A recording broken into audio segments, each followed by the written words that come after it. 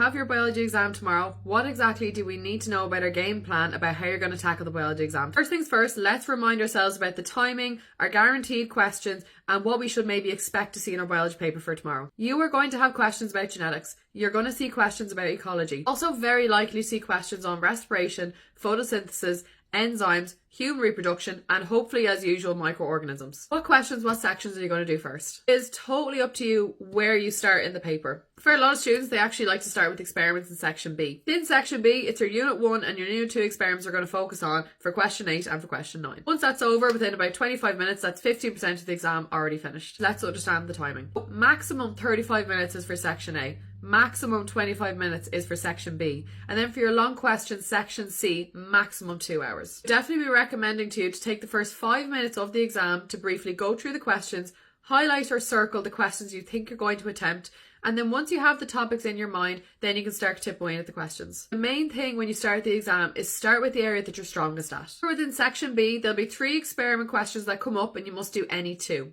And remember as well, question 8 and question 9 will be experiments on unit 1 and unit 2. That remaining experiment question will be our unit 3 experiments. Section A, what are we expecting? There will be 7 questions, you do 5.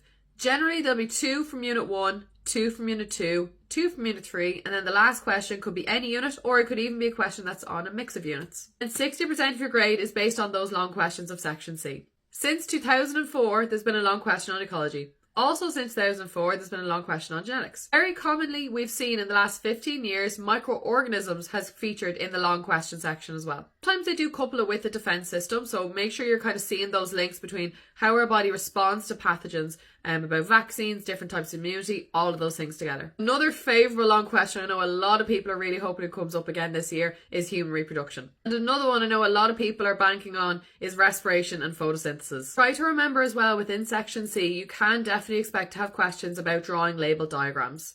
Ensure that your diagrams are large, and I mean if you need to take up a full page on the exam booklet, absolutely do that. Colour is not necessary and you are allowed to draw them in pencil, but try to do it in dark pencil colours because your exam is going to be photocopied. Emphasis on the word labelled. If you draw something, label it. But the main thing about tomorrow is go in with confidence. Ensure that you take your time when you're reading those questions, especially for the genetic cross. Read it really, really carefully so you know which type of crosses you're about to do. And just say to yourself, you've done all the work for 2 years, all of it is mounting up to this day, and it'll go absolutely fine. If you do have any last minute burning questions for biology, definitely let me know. I'm going to reply to as many messages and comments as I can until the exam starts tomorrow. Candles are burning, the fingers are crossed, it's all going to go according to plan.